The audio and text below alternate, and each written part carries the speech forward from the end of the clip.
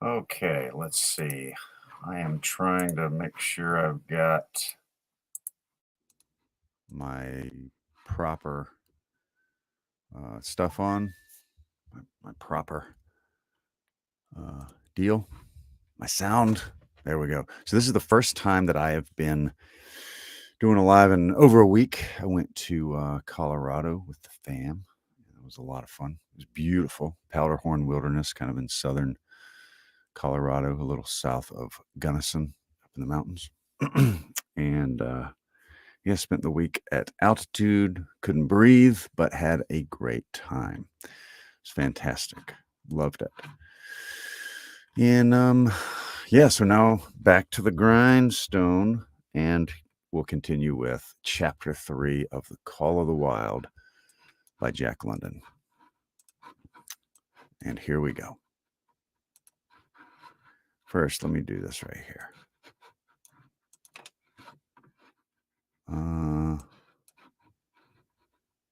Save and show. Okay, there we go. All right, chapter 3. Chapter 3, The Dominant Primordial Beast. Part 1. The dominant primordial beast was strong in buck, and under the fierce conditions of trail life, it grew and grew. Yet it was a secret growth. His newborn cunning gave him poise and control. He was too busy adjusting himself to the new life to feel at ease. And not only did he not pick fights, but he avoided them whenever possible. A certain deliberateness characterized his attitude. He was not prone to rashness and precipitate effort. And in the bitter hatred between him and Spitz, he betrayed no impatience, shunned all offensive acts. On the other hand, possibly because he divined in Buck a dangerous rival, Spitz, oops, I'll turn that down. Possibly because he divined in Buck a dangerous rival, Spitz never lost an opportunity of showing his teeth. He even went out of his way to bully Buck, striving constantly to start the fight, which could only end in the death of one or the other. So I'm going to turn this down. There we go.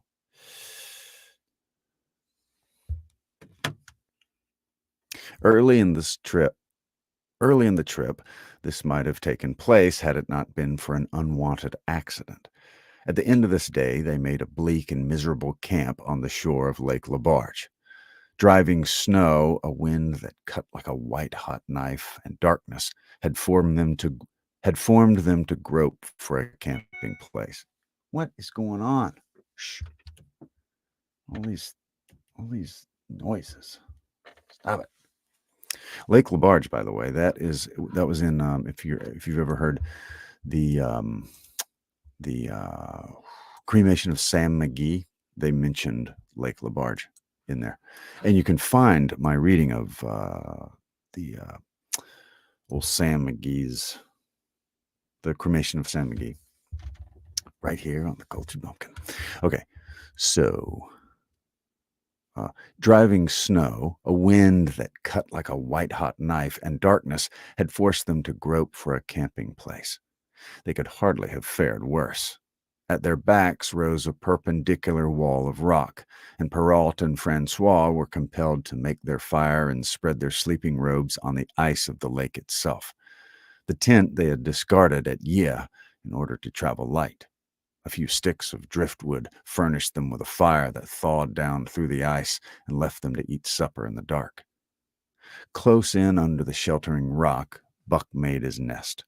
So snug and warm it was that he was loath to leave it when Francois distributed the fish, which he had first thawed over the fire. But when Buck finished his ration and returned, he found his nest occupied. A warning snarl told him that the trespasser was Spitz. Till now, Buck had avoided trouble with his enemy, but this was too much.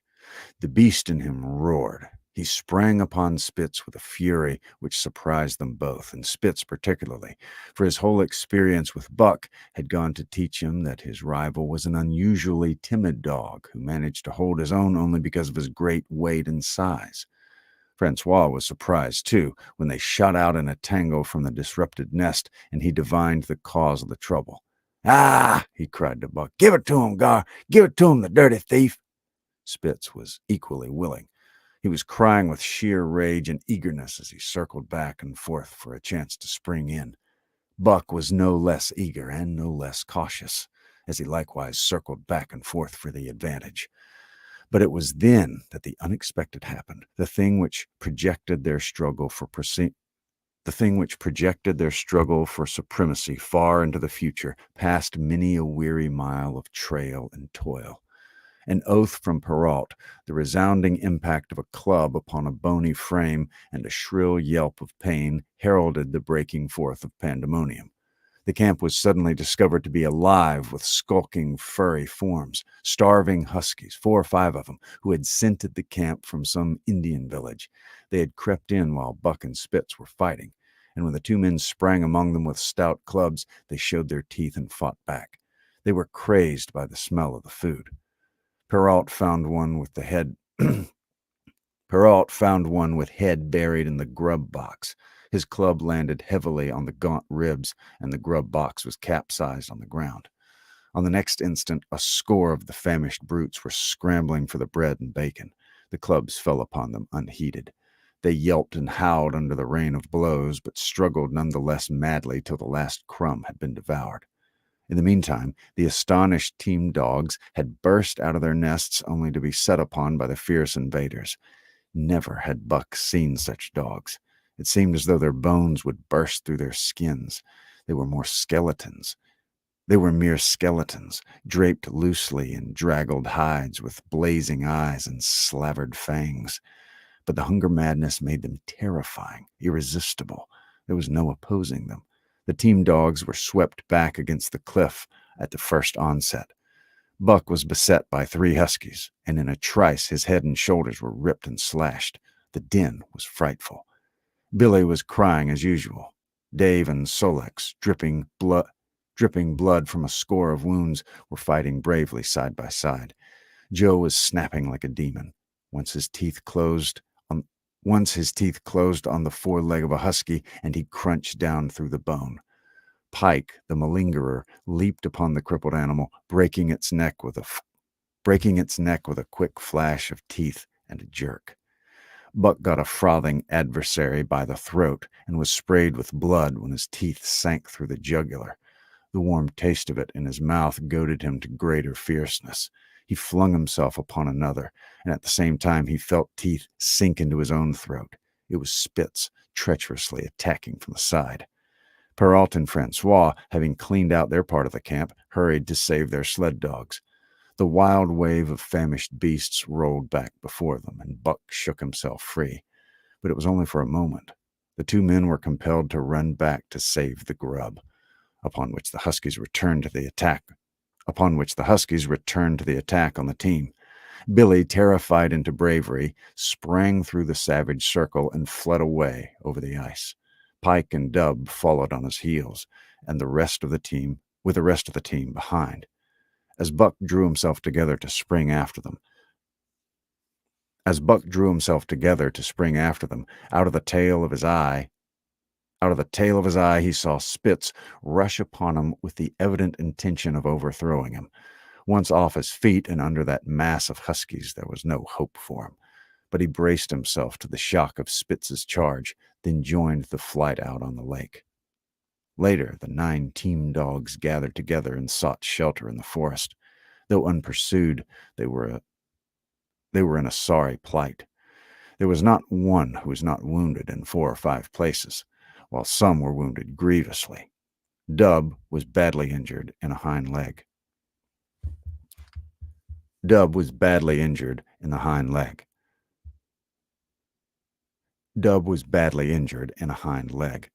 Dolly, the last husky added to the team at Yea, had a badly torn throat. Joe had lost an eye, while Billy, the good-natured, with an ear chewed The good-natured, with an ear chewed and rent to ribbons, cried and whimpered throughout the night. At daybreak, they limped warily back to camp to find the marauders gone and the two men in bad tempers. Fully half their grub supply was gone. The huskies had chewed through the sled lashings and canvas coverings. In fact, nothing, no matter how remotely eatable, had escaped them. They had eaten a pair of Perrault's moose-hide moccasins, chunks out of the leather traces, and even 2 feet of lash from the end of Francois's whip. He broke from a mournful contemplation of it to look over his wounded dogs. End of part 1. We'll get right back to it in just a second. All right. Okay. Part 2. "Ah, my friends," he said softly, maybe it make you mad dog, those many bites. Maybe all mad dog. What do you think? What you think, Perrault?" The courier shook his head dubiously. With 400 miles of trail still between him and Dawson, he could ill afford to have madness break out among his dogs. 2 hours of cursing and exertion got the harnesses into shape, and the wound-stiffened team was underway, struggling painfully over the hardest part of the trail they had yet encountered, and for that matter, the hardest between them and Dawson. The 30-mile river was wide open.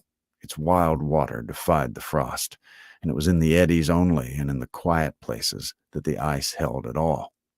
6 days of exhausting toil were required to cover those 30 terrible miles.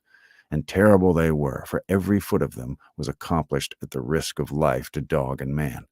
A dozen times, Perrault, nosing the way, broke through the ice bridges, being saved by the long pole he carried, which he held so that each time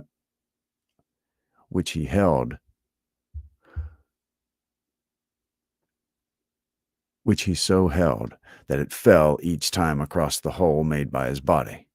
But a cold snap was on, the thermometer registering 50 below zero, and each time he broke through, he was compelled for very life to build a fire and dry his garments. Nothing daunted him. It was because nothing daunted him that he had been chosen for government courier. He took all manner of risks, resolutely thrusting his little weazened face into the frost and struggling on from dim dawn to dark. He skirted the frowning shores on rim ice that bent and crackled underfoot, and upon which they dared not halt. Once the sled broke through, with Dave and Buck, and they were half frozen and all but drowned by the time they were dragged out. The usual fire was necessary to save them. They were coated solidly with ice, and the two men kept them on the run around the fire, sweating and thawing so close that they were singed by the flames. At another time, Spitz went through, dragging the whole team after him up to Buck, who strained backward with all his might, his forepaws on the slippery edge and the ice quivering and snapping all around. But behind him was Dave, likewise straining backward, and behind the sled was Francois, pulling till his tendons cracked. Again the rim ice broke away before and behind, and there was no escape except up the cliff. Perrault scaled it by a miracle, while Francois prayed for just that miracle, and with every thong and sled lashing and the last bit of harness rove into a long rope, the dogs were hoisted one by one to the cliff rest. Francois came up last after the sled and load. Then came the search for a place to descend, which descent was ultimately made by the aid of the rope, and night found them back on the river with a quarter of a mile to the day's credit. By the time they made the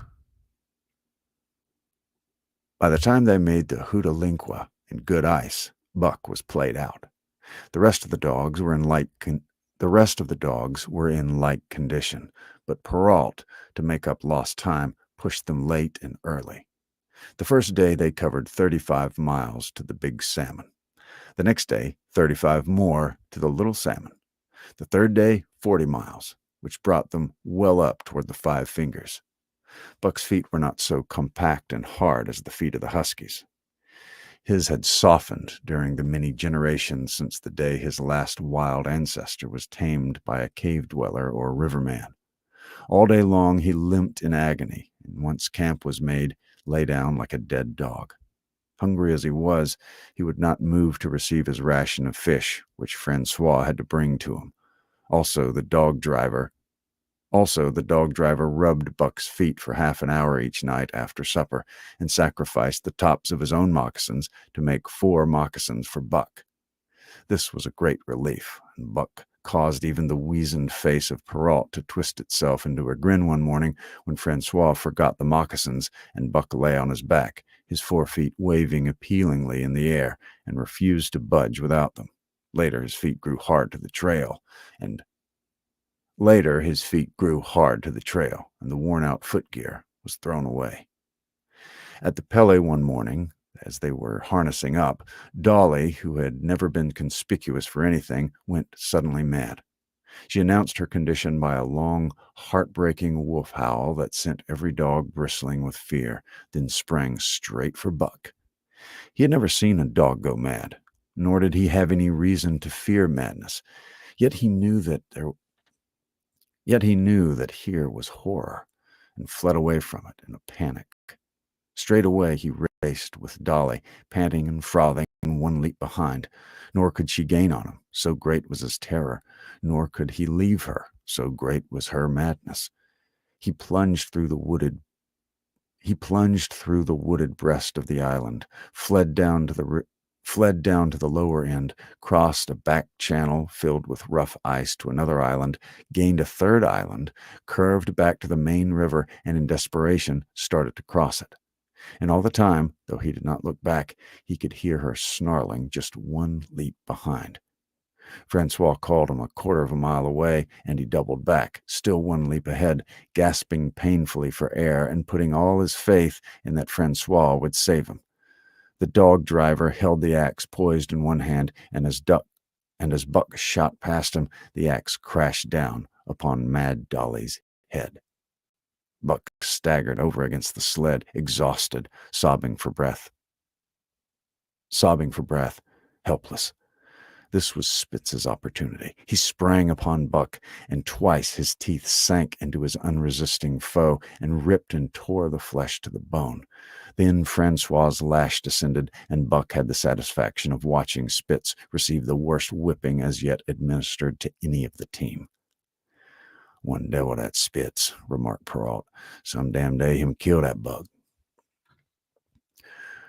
"That buck 2 devils," was Francois's rejoinder. "All the time I watch that buck, I know for sure. Listen, some fine day him get mad like hell, and then him chew that Spitz all up and spit him out on the snow. Sure I know."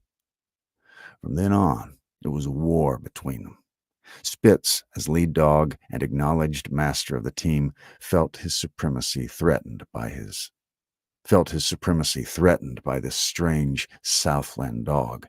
And strange Buck was to him, for of the many Southland dogs he had known, not one had shown up worthily in camp and on trail. They were all too soft, dying under the toil, the frost, and starvation. Buck was the exception.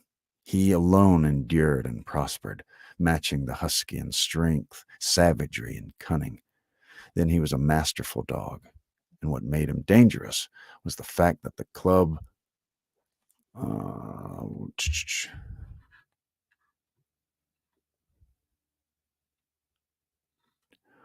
what? This is like a whole bit that's like left out. Let me see. Let's see what we got here. It's like a missing sentence or something.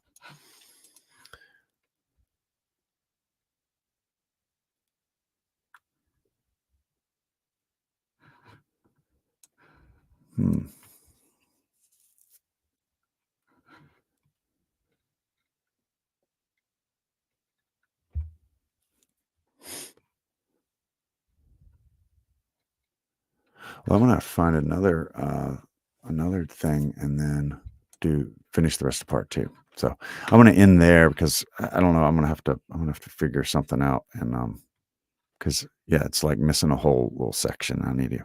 It won't make any sense without it. Uh, so yeah. Anyway, thanks for watching. If you watch it this far, I hope you'll subscribe if you haven't. And I will talk to you soon.